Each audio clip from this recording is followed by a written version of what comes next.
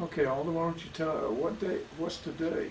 Is it the, It's June 8th, 2005, and we're down here in Villa Rica, outside of Temple, Georgia, with Jesse Hendrix, who was in the World War II on the front lines with Ralph Smith, my father, and we're going to get them to share a few stories with us. My brother Ron Smith from Sylva, North Carolina, and myself will be asking a few questions. And we're also got in the company of Betty, Jesse's wife, who we'll talk to also. well, Jesse, it was, I think it was pretty much of a miracle that you guys were able to find us, find Ralph Smith's family after all these years. And we were really surprised because we had tried to find you in the last 2 or 3 years and were unable to. And then for you to be able to find a Smith is incredible, but you did it. And so we were so excited we had to come down and talk to you, and it's just amazing. But I was thinking that I'd like to know, did you get drafted or what? Yes, I was drafted. You were drafted. And when was that? Do you remember the date? That was, I believe, April, 1st of April of 1943. 43, okay. I don't remember when Daddy was drafted. It was September 42. Okay. And you you ended up in the 82nd Airborne? Yeah, I went from Fort McPherson to Fort Riley, Kansas for basic training. I wasn't there too long because I encountered with mumps in the hospital. And after being discharged from the hospital, I went back to base and volunteered for the paratroopers, Fort Benning, Georgia. Hmm. We had a brother that was ended up being in the 82nd during the Vietnam thing. Now we formed there with the 542nd Airborne Division. And then later, when that was dissolved, and the 82nd Airborne was completely wiped out in the Battle of the Bulge, and we left there going to the 82nd as replacements. And it was decided then that the 82nd would not be reorganized over there, but come back to the United States to be organized. That was after I landed in France. So I never got to the 82nd Airborne and was assigned to the 100th Infantry Division. Hmm. Okay, and that, let's see, how old were you then? I must have been,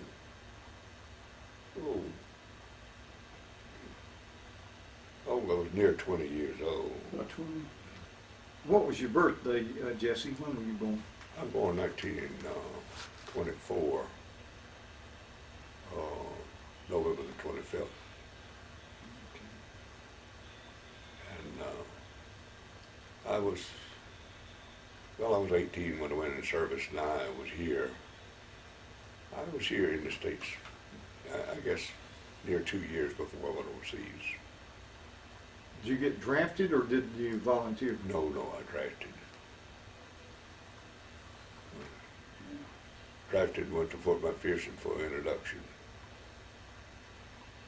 Well, so then you ended up going, you said, to replace the 82nd, but they didn't reform the 82nd. They didn't reform the 82nd over there. Later, I understand that they come back to the United States before they ever even started in it. They even took the 82nd and made 100 parachute infantry out of it. Okay. So this I'm not positive of, but this is information I got. Okay. So you went from the States to France, right directly to France, huh? Yeah, I went in at La Har, France. La Har. I went from La Har, France to Reims, France. Reims, France that was Eisenhower's headquarters, set up there. And that's where, instead of going to the 82nd, I went to the 100th Infantry from there. Any of your friends, airborne friends, go with you to the 100th? Some did, and some went with other infantry divisions. Oh. Okay. Okay, and that was in February, you said. Was that around February? Yeah, that's in February. 45. 45. Okay. And let's see, how did you get from there to the 100th? How were you transported? From there, we went across. Part of that was motorcade, part of it was walking. Went to Reims, to Nancy, Frank. Across from Nancy to Bitchy, and that was mostly walking, some motor pooling. We got to Bitchy, France. There's where we joined the front lines at. They were engaged there at the time? Yeah, oh yeah, that was hard battling there to take Bitchy, France. And after I got there, I don't remember the number of weeks, days, but it was a long, hard battle there. After Bitchy, France was conquered, and we took it over, then continued to follow the Nazis up the side of the Rhine River. At that point, we didn't know exactly which way we were going, but we was the case kind of following the leader. And we had some hard battles from Bitchy to, I don't recall the name of the towns where we crossed the Rhine River, but that was where we were going to. Betty, I don't know if you remember that town that before you crossed. Yeah, Okay. Yeah, we had it on the map a while ago, but I can't even. yeah, really did. Yeah, just, I got that too. that's it too. I'll fix that.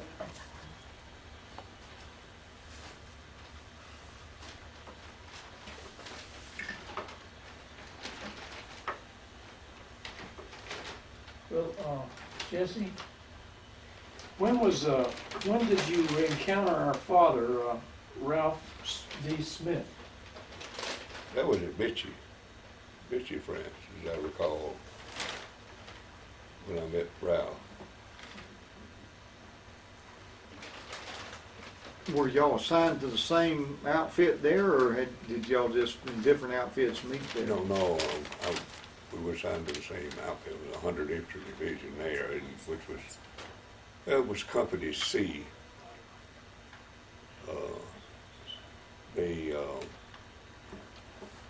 He and I met, I don't recall exactly if it was, yeah, it was on the front lines when I met him, and it was at late afternoon, early part of the night, because he and I had a conversation of to be sure to get eye view of the sights all around you, to make sure that something didn't start walking with you at night that was out there already.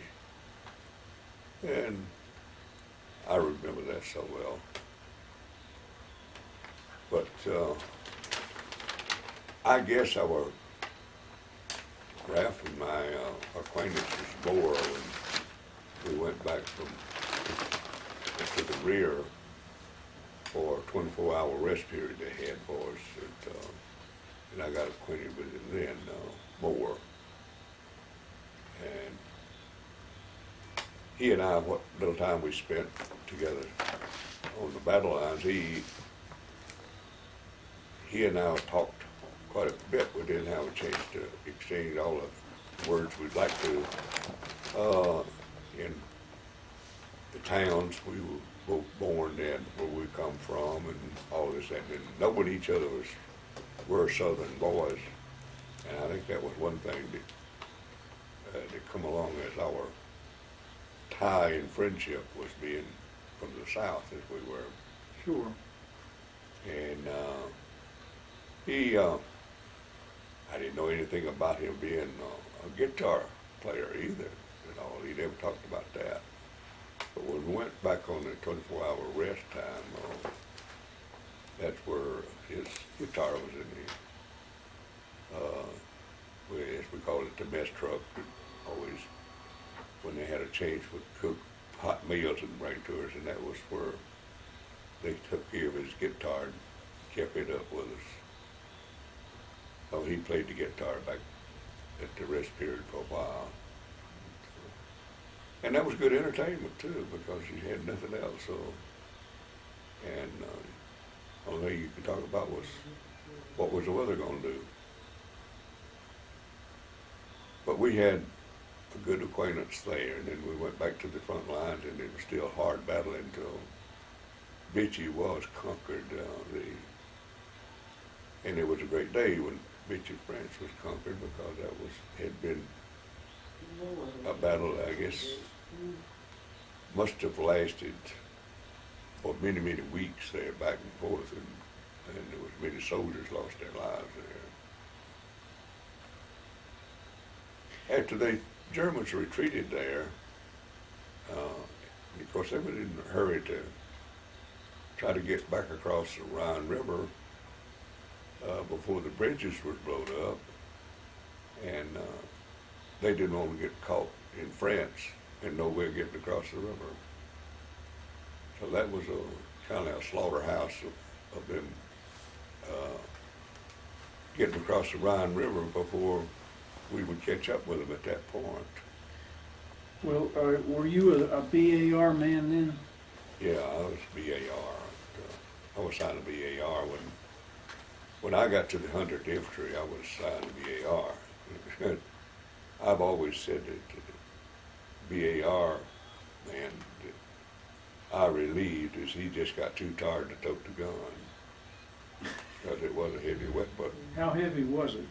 Pounds, I don't know. He must have been at least 60, 70, 80 pounds. Really? And somebody carried the ammo for you, didn't He they? had two ammo men. He had one that was toting loose ammo, and one was toting the ammo that was ready to feed to the gun. Okay. And BAR stands for what? It's a Browning automatic weapon, and it's near a machine gun, yet not a machine gun. It was a machine gun, or fast releasing type gun that you could carry along, and if you had to, you could shoot it from waist to hip. But mostly it was on a stand.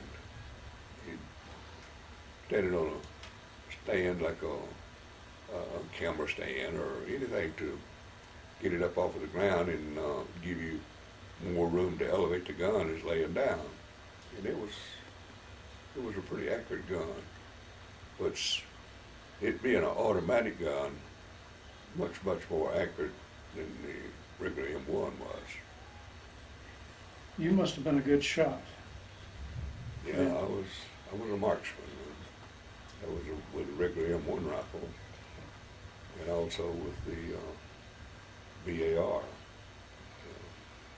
They wouldn't have given it to you if you hadn't been a good shot. Well, I think they were looking for a convenient man.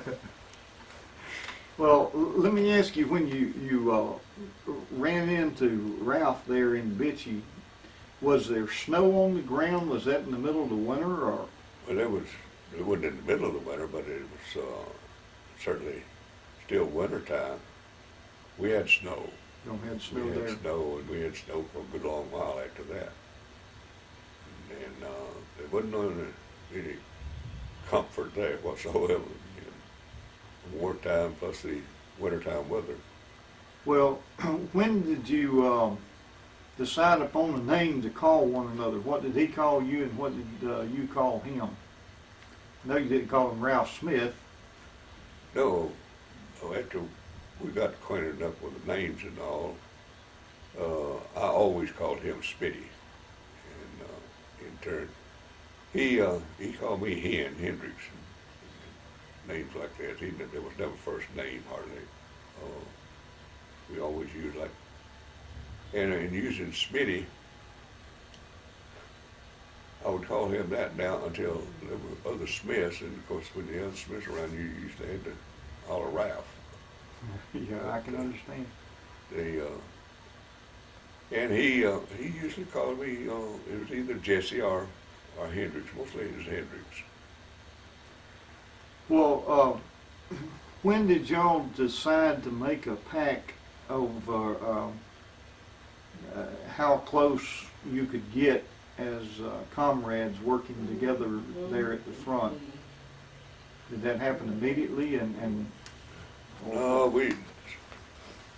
as we got a little closer, and I guess knowing each other and talking, and it was almost like immediately you were close friends.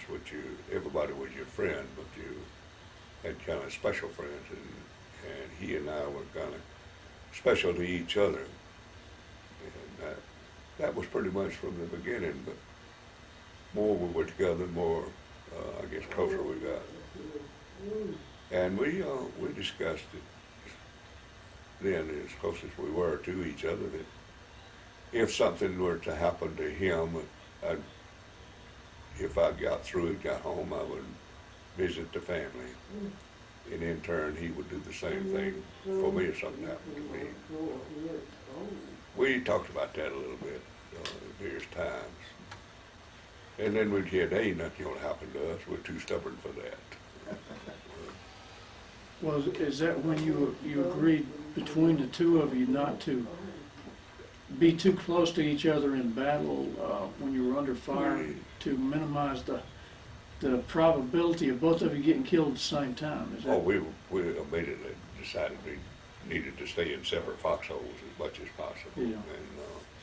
And keep our distance where if we had a direct hit with artillery or something, it wouldn't get both of us at the same time. Yeah.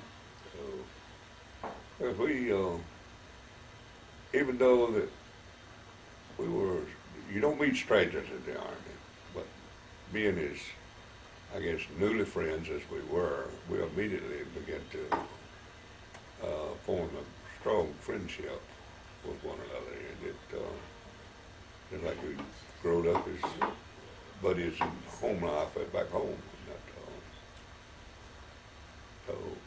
But we each agreed immediately what was best for the other one as long as the souls left.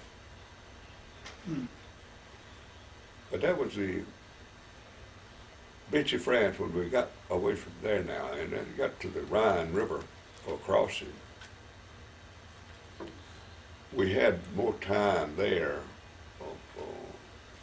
though that it wasn't pleasant time at all, but still you had more time in talking and getting more acquainted and all. You wasn't having to fire bullets, and you wasn't having to dodge bullets at that time, even though there was artillery always over your head and you didn't know where it was going to land. But we had time to get acquainted there more than we had back at Bitchy France. Well, is Bitchy is a place where they did have pillboxes, didn't they? They had pillboxes there, and also Nancy France was a great in number of the pillboxes, which come on down to Bitchy. But then on the opposite side of Bitchy there was most of what was the name of those? Lydia, I've told you On about. the Siegfried line or the Magnet line? On the Magnet line. That's the big concrete bunker type thing. Yeah, those were, and these were big bunkers, and they had tunnels there, and this was all big living quarters and from, out just like you had a shopping center area down there. You had your living quarters and you had places where you could go and they had doctors and dentists and they had a hospital set up in them. And all this was just regular hometown living. Underground. Underground. Was this at Bitchy? This was on the one side of Bitchy and Seaford Line was on the other. Okay. And by the way, these had been built there for ages now there. And all the history of Bitchy I do not know. But Bitchy, France goes way, way back with a lot of history, and a lot of these things of this type was built prior to to the World War II. Right, that's what I understand. That was there for maybe a century or so Yeah. to defend the town. Yeah, it was. It was like a hidden town, really. And it had never been taken, I read somewhere or another. They had, no armies had ever done it, but the Americans had to go back there and run the Germans out of it or something, didn't they? This was the first time that Vichy France was ever conquered or taken from the French people. Right. That's right. And the Germans come in and took it, and then the Americans come along and took it from the Germans. So, and today I understand it's just a regular tourist place. It's got so much history and all that. Everybody goes to France and goes to the Rhine River to go to Germany. They always go to Vichy, France. Diddy was telling me an incident, and I was just wondering if you, by any chance, were there where he was when this happened. And it was, it sounds like the big bunker thing you're talking about. And there was 2 or 3 Germans in it. And he said when they got there, and I think it was Bitchy he was talking about, they had pretty much taken a hill, but there was 2 or 3 Germans in it, and their lieutenant went down and demanded that the Germans come out and surrender. And he took the sergeant with him. He said, let's go get them, you know, and he stood down there demanding they come out. And they killed him. They cut him in 2, he said. Just shot through the door. And then, so he laid there, and then sometime later, at some time maybe that day or the next day, some Germans, I guess they saw the writing on the wall that there was no hope, and they wanted to surrender. At which time the captain told the Germans, okay, you can come up and surrender, but bring my dead lieutenant that you killed with you. And they did. And he said they took those three Germans and put them in a jeep, and they were taking them away, prisoners. And he said they got somewhere on the outside of the town, and there was an explosion. And he said I don't think he saw it, but the explosion killed the Germans. And I was just wondering if the Americans. No, they ran over a landmine, was what he said. Is that what he said? Yeah, the Jeep hit a mine on the way back to carry them back to a prison camp, and killed the driver and all 3 of the. That's what he said. He thought the driver got killed too. You remember anything that sounds like that? Well, there were always instances happening. Now, that particular instance, I don't know if I was right there close to it. I did not eye view this personally, but it could have been I was 25, 30 feet in another direction or something, eyeballing and Something else. something Yeah. else is going on. Because y'all decided not to stay close. Well, with him being a BAR man, he's Oh, like he'd a have been sniper. somewhere else. He'd have been somewhere else anyway, probably. Yeah, he probably wouldn't have been right with Ralph on that. And Yeah. you'd always seeing things, but this particular instance, I can't recall seeing that myself. Okay. It was, and there were always something going on. I mean, Oh, gee, there I'm was sure. no slack minutes. Yeah. I'm sure of that. We would get pinned down many times there, to the point where we couldn't do anything. That's where our planes come over sometimes and strafe, try to give us relief there.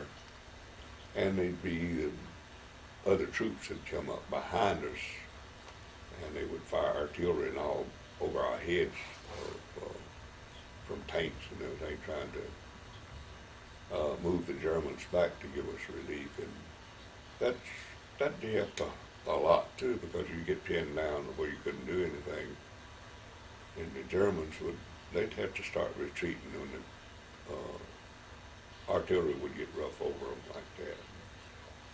Well, Betty has given me a map here and showed me where she says that you crossed the Rhine, and the town that that it was, I'm sure I can't pronounce it like the Germans did, but it's Ludwigshafen on one side, and it looks like Mannheim on the other. It's probably the way you pronounce it.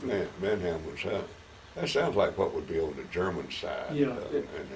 Yeah. So apparently that is pretty close to Heidelberg. But does that sound like about where you crossed, do you think? The towns didn't mean anything to me, and to remember names, it was something I didn't even put myself to effort over it. But after we crossed the Rhine there and got through the town and out into the open again, we wasn't too long till we hit hard battle in an open field where the Germans had dug in. And there was, we were fighting the Germans in a field where they were dug into foxholes, and all you had was old Mother Earth to get down to and try to protect yourself the best way you could. So that was hard battling there for a while, because you couldn't raise up, you didn't know what you're shooting at or where to shoot. And there again is where the planes was a big help to us, and artillery from the tanks. And we got the Germans to move. They retreated a good long ways back that time into a big farmhouse and a big barn. And then it became to be a battle for the farmhouse. We'd move up and use their foxholes. And then the battles would get so difficult we would have to retreat, and it become back and forth like this. The planes strafing that time again was a big help along with the artillery, and we finally conquered the open field. We'd get to the house even, and then take the house. And here come the Germans with a lot of artillery back at us and foot soldiers. We'd have to retreat back and forth over it. Well, once the Germans retreated there, teetotally went all the way back to and through the next town. And we moved along pretty rapidly at that time, until on the other side of the town, and they run into a little resistance, but it wasn't very much, because that was just like snipers to hold you back to where the biggest body of the Germans retreated on further back. And it finally got to the point where they had to move pretty fast, because we were close to the Germans.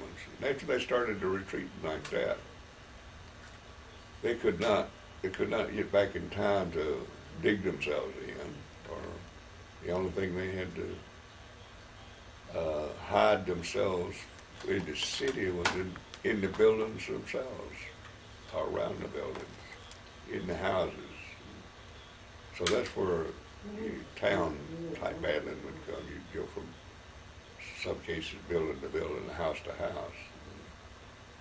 That's where so many buildings would get tore up by throwing grenades and artillery fighting the Germans and all that. And it would tear the towns up. I mean, just literally. And I think if the Germans really had to say so, this is the soldiers themselves. they would have surrendered much, much faster than they did because the battles would get so rough, and yet the towns was getting torn up every time that they stopped in a town. Well, the artillery was bound straight from everywhere, and towns didn't mean anything to us. So if they were there, German soldiers, we was going to throw everything we had to them. So consequently, the country, the towns was just frustrated. I mean, torn apart. Diddy said that they tried to avoid drawing the Allied fire into their towns where possible. They'd dig foxholes out in the fields and the farm out in the country. And he said that they had DPs, he thought, that dug the foxholes and disposed of the dirt so that you wouldn't even know it was a foxhole in the field as you went walking out. That was very much, yeah. Before you would get to the town, that they would try to hold you back. But when the going got so rough, then they would go through the town, and a lot of them would settle in town and go into the upstairs in the commercial buildings and fire back at you. But they, as they would go through the town then and dig in on the other side of the town, then they couldn't do a lot of firing back to us because that was still going back in on their town. So they would have to go on out from the town a good long ways.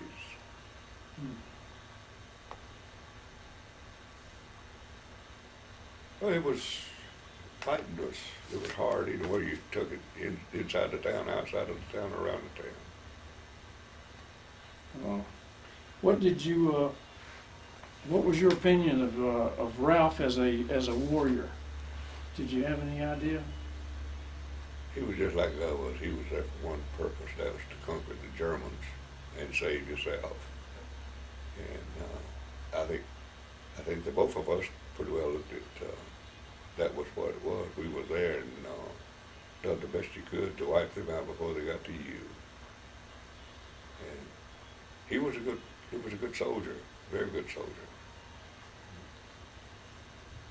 And there's nobody like war. Nobody.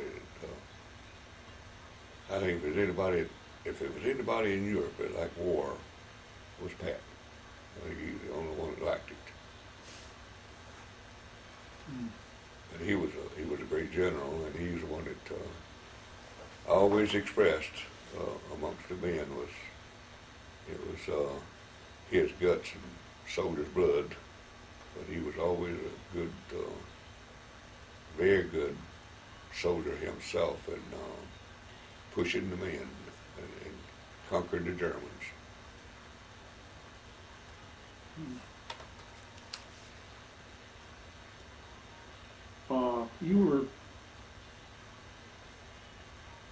What do you think was the worst battle that you were in?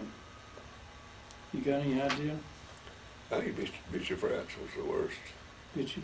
Vichy France was the hardest battle now. The one in the open field after crossing the Rhine River was a hard battle. And when we won the battle there and got the Germans on retreat, then sure they'd stop long enough to give you a day and a half, 2 day battle, and then they would move out and leave the snipers to hold you back while the majority of the soldiers would get on out of the way. And there's one time that I recall that wasn't too long after we had crossed the Rhine that we come to a farm, and the Germans had dug in the edge of the woods at that farm and hid the woods. And that was a pretty hard battle there because we, again, had no protections, just the Mother Earth itself. And after fighting there for a day and a half, 2 days there, but the Germans retreated from there and went through the woods down there. The woods was real thick, and that gave them a lot of coverage, and we were still in the fields. But after they receded enough, that left the little farmhouse there, and the barn, and chicken house, and everything. And we, after searching the house and making sure there was no Germans there, that's where we had platoon sergeant there, squad leader, beg your pardon. He was a heavy-set boy, and he was a cook in civilian life. So he told everybody, he says, you catch the chickens and we'll have fried chicken. So they chased the chickens down there and prepared and fixed them, and he done the cooking. So anybody and everybody that wanted chicken, he had fried chicken for them. All the eggs, gathered up the eggs, fried the eggs. So it was kind of a feast on the battlefield. Mm-hmm. And I bet that tasted good too, didn't it? I didn't eat any of the chicken, y'all. I didn't bite two of the eggs, but I didn't care for the chicken myself. The smell of it was good too. Was it southern fried? That's the thing, he had no grease to fry it in. Okay. Very, very little, Okay. because the German supplies was very, very low. But I'm sure when they come back to hunt an egg, they didn't find any. Well, yesterday you were telling us about some incident where you were searching a farm, and the old farmer, you said Daddy were looking for ammunition or guns, and Right, now this was after the war was over. We would take, and we were still pretty much headquartered in Schorndorf. And the peace treaty was already signed and everything. But we would still leave Schorndorf and we'd go to various towns in different directions and searching the towns, searching all the houses, commercial buildings and everything. So where we were searching at, and then out from the town a little way was a farmhouse. And me and Smitty and a couple of three other guys went to search the farmhouse and the barn, all around. And there wasn't no one there at home except the old gentleman. He was probably the owner of the farmhouse and the lands and all there. He couldn't understand the word of English. He couldn't speak English of no kind. So, but anyway, after searching the house and went through, and he motioned for us to go to the barn. We went out to the barn, and there he had some wine. It was all beered over in a certain place, a certain corner of the building. He got that out and he gave, me and Smitty had a quart of that. And this was fruit schnapps is what it was. And of course we opened it down the cork, so it was so old and aged until you get the cork out, you just get it out a little bit at a time because it was crumbly and all. And then we had to strain it through our handkerchief to drink it. But we would drink that stuff, and it was just as mild, and boy, it was good. It had the best taste you ever tasted. Were they trying to get you drunk? No, the old man, he was just giving us something. He was showing his kindness. the war was over then, The right? war was over. And it wasn't long after me and Smith had a little bit of that, what we thought was wine, but it being fruit schnapps, about 120 proof on that. And me and Smitty, we got giddy-headed pretty fast. And then, but before we got real giddy-headed and it tasted so good, we had to have another big slug of it together. So that really done it. And We didn't get passed out, but we got drunk on that. That was good. We never did find any more whiskey as good as that was. That was the best. Hmm. That old man that aged that, he knew what he was doing. And Arnie gave y'all some whiskey, didn't That he must have been a teetotaler for it to be that old for them, that cork to just crumble up in pieces when you was getting it out. Hmm. But that was one time that we really got.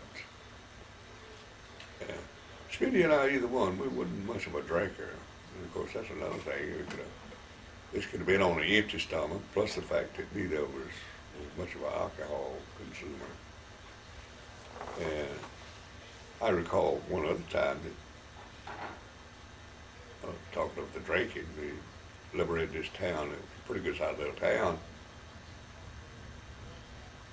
And the street on each side of the building, there was a street in the front and the back and sides. So it had to be a pretty important building with a government building. And we had 4 guards on it, each corner of the building. And Ralph and I had one corner there that we walk the street together, and then up on one corner of it was a little old trailer looking thing. They used evidently for an office as a guards there. And inside it was a light. It'd be in us there at midnight or whatever time. And we got suspicious of that thing, and we went up to investigate it on the corner, and there was a man in there, and of course he had a woman with him, and they had been drinking. He had schnapps in there. It was, he had a little bit of whiskey, and Smitty and I started drinking his whiskey. We drank 2 or 3 slugs each on that. And guard duty become real good because we could laugh and talk and kind of have a good time walking up and down that street. That was the occasion I remember so well. And some reason or the other, that wiped out all fear. You didn't have anything that you were scared of when you had to get a little bit of that in your system. Hmm. But I recall that was so easy that we would walk up and down that street. Start with, it was kind of tiptoeing almost, but then after we got that stopped, we walked pretty healthy. Well, when Daddy played the guitar on the front lines there, did you said that a lot of times you'd have group singing, where everybody sang along together? That's very good. The one time, the first time that we went back like that, we call it the 24-hour rest, and he played the guitar, and we had group singing, and this is something Smitty always enjoyed. If he could get a group like this that would pitch in and sing, it seemed like it would cheer him up a little bit more about picking the guitar. And he was good with his guitar. He thoroughly enjoyed it, and everybody else enjoyed it too. But now, then when that particular instance there, when it was over, and next time was when we had got to the Rhine River and up to where we would be crossing, because there we had a good long wait because the engineers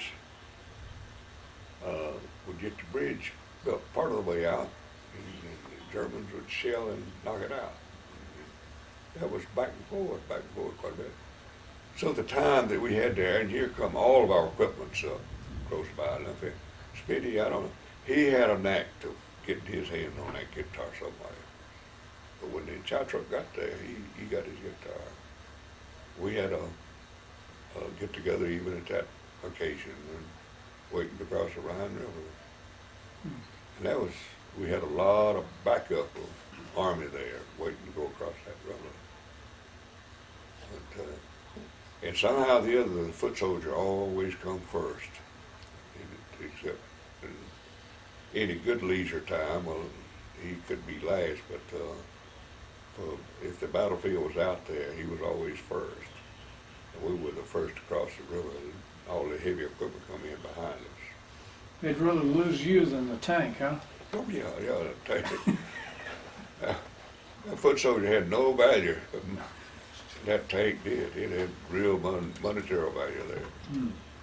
Now, I heard Dan say that at that build-up that you're talking about there, that if only Hitler had the knowledge or the ability to attack right at that point, boy, he would have really inflicted an awful lot of devilment on the American Army, wouldn't he? He'd have wiped out the American Army right there. But he didn't know. He was on the run and didn't have no knowledge of where to The go. only thing was on Hitler's mind at that time,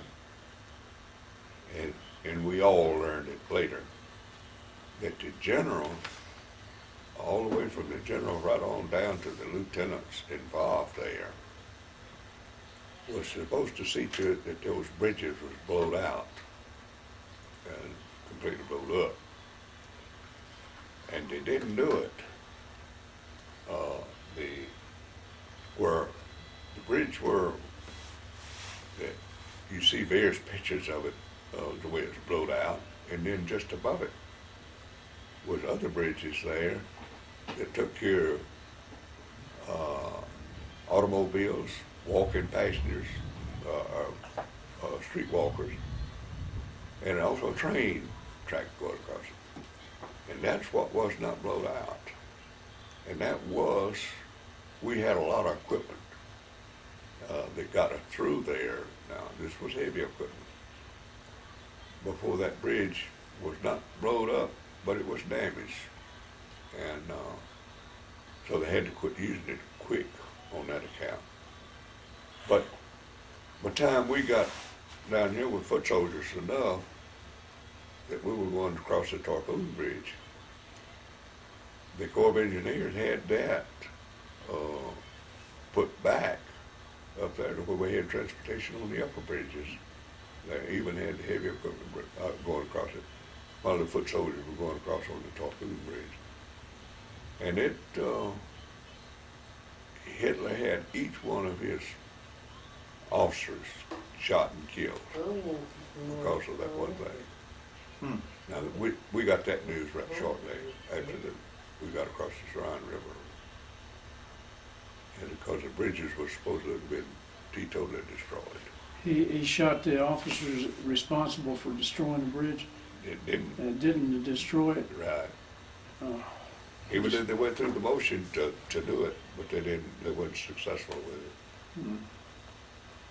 But he killed a lot of his officers right there. Well, over here we would kill the enlisted men, not the officers that were responsible. Well, the enlisted men always got problems. You always had problems somewhere. It's like like that prison camp over there in Iraq. I guess they're getting some officers, but yeah, some of them resigned, didn't they? Some of the officers, but it seems like they singled out the enlisted guys over there, and you know they were following orders. Oh yeah. I mean, Following orders. But that's the way of it. The enlisted men always got the blood end of the horn. yeah. Well, how many battles do you think, beginning with Vichy, France, how many battles do you think you and Daddy were in together? Oh, good gracious. And that's company. Counting the numbers, I don't know, but there were several of them, several battles. And it was, Was there one after Vichy before you got to the crossing of the Rhine? oh, that was just a continuous thing, more like snipers, because the Germans was in such a hurry to get to the crossing point, to get across the Rhine River. Okay. And that was more like snipers, just to Slow you down. to slow you down and give the others a chance to get across. But it become to be a slaughterhouse too. There was a lot of Germans lost their lives there, and even livestock, horses, cows, that they were taken back to Germany with, but it didn't work that way. So most of the battles you and Daddy were in were then after you crossed the Rhine, I guess. After we crossed the Rhine, as far as number of battles, yes, because Bitchy was the first battle I was in with your daddy, and that was, I'd say the battle there, and Bitchy was well on the way to being won by the time I got there. And how long maybe that your dad had been there, it wasn't too awfully long, but he was there before I was, a little bit. I think, when was he there? Well, Dad said he moved up to the front at the end of December, 1st of January. So I don't know. I mean, y'all got there sometime in February, you said.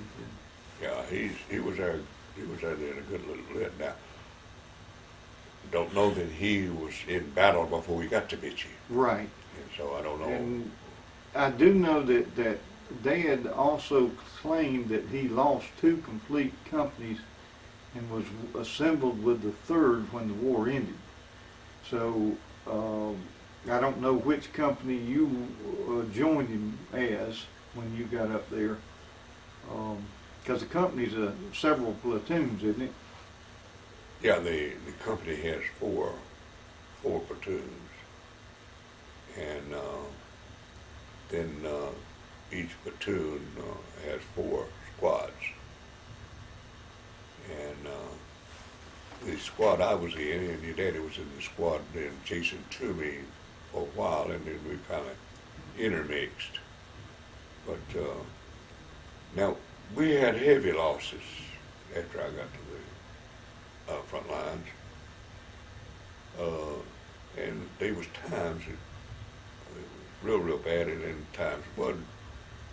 And we had an awful lot of injured men, and maybe not a teetotal loss of men. And the replacements could not come in fast enough to take and keep, like a squad does, 13, 14 men. And there could never be enough replacements come in fast enough to keep even the company or all built up to its full capacity. It just wasn't that way.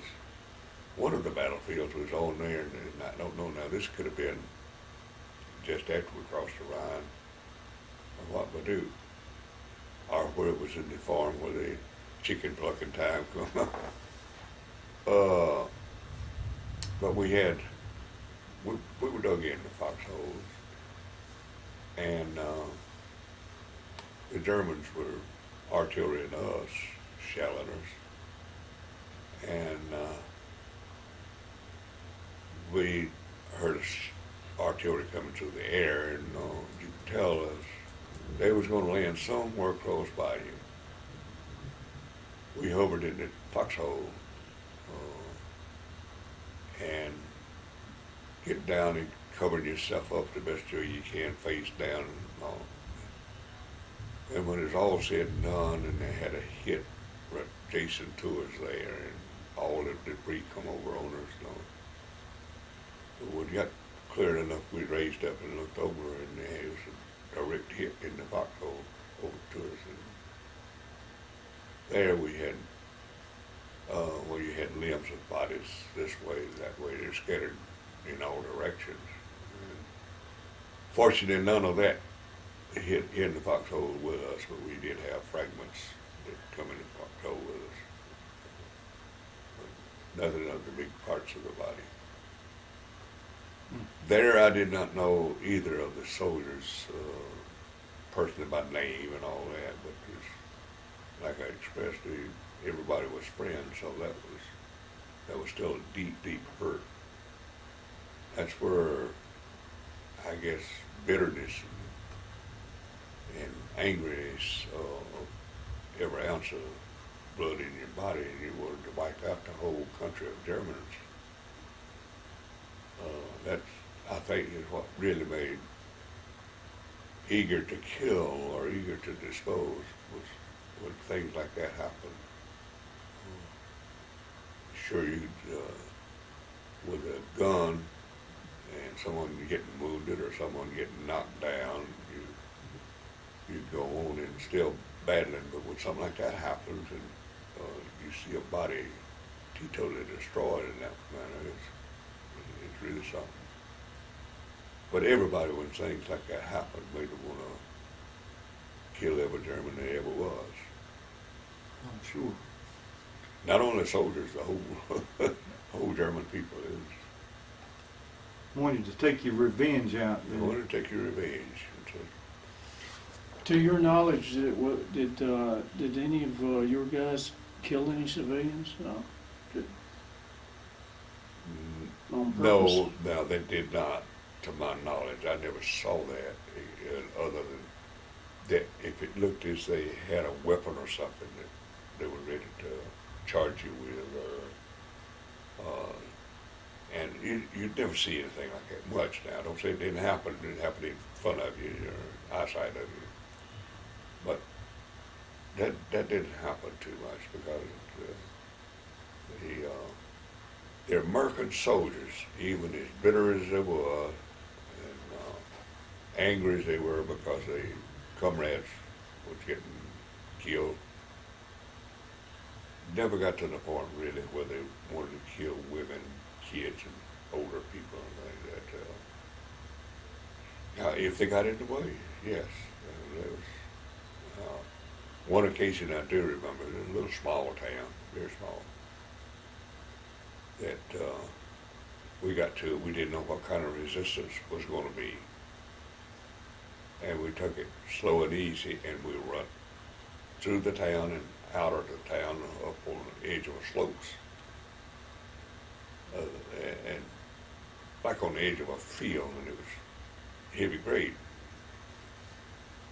So when we got up there, all of a sudden, I mean, we was getting gunfire, bullets hitting all around just the singing and all. There again, we only had Mother Earth to take to. And when it got down to where we could, and that's one time where I used to be AR, and I could even see my bullets hitting the ground. They were dug in outside of the town, probably no more than 15 to 20, 25 very maximum in foxholes. And you could see this without, they raised up enough you could see the guns. And I got to shoot the VAR and shooting towards the holes then as they would appear to you.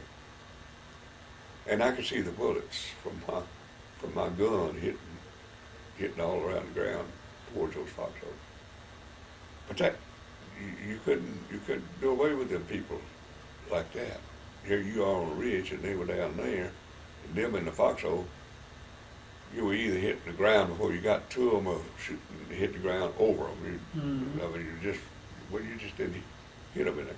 Yeah. We called for tank support, and the tanks come out through the town and out, and they come out on the other side of the little town and come back into that field. And as quick as that happened, they never fired any artillery out of that deal. But as quick as them tanks hit the edge of that field, the white flags began to go up in foxholes. Man, you can see, man, white hill. Them tanks didn't even slow up. They went out there in that field, and they'd get right on top of a foxhole wherever that flag was, where they were going to surrender. You see that tank going round and round. I mean, just spinning round on top of the foxhole. They'd go from one to the other like that. And those people didn't have a change. I mean, that's what you call being buried alive now. I mean, they already had their grave dug and was in there shooting at other people, and they got killed. That was something else. You know, I had a friend that I bought a house from that was a tank driver in the SS in Poland. He was on the German side. And he said there were so many dead bodies on the ground in Poland where he was stationed. He said there wasn't a single place he could drive that tank without running over bodies. He said the battlefield was that covered in men. Well, you see, this is what now with Poland. When it was conquered, they took over Poland. I mean, there was hardly no fighting at all. The Polish soldiers was nothing to take in battle what they had to face with, or face up to. And the Germans went in there and they slaughtered those people. I mean, just literally slaughtered them. And that was Adolf Hitler's orders to go in and slaughter the people. Now, that happened, and that wasn't only soldiers that they slaughtered. They slaughtered men, women, and all, kids. Everything they slaughtered. Now that the ones that did survive that, he boxed them up and shipped them back to Germany for slave labor. And well, that's a good place we can break because the tape's getting ready to stop, and we'll talk about those slave labor camps in a few minutes when we start the second tape. Okay. That'd be a good. We need to get a cup of coffee too, I guess, or something. You know, what I've done on the back of your shirt, I bled on it. Oh my gosh, how did you do that, On Betty? that right there. Oh, no. Yeah. And when I went to get my tape, I need to get some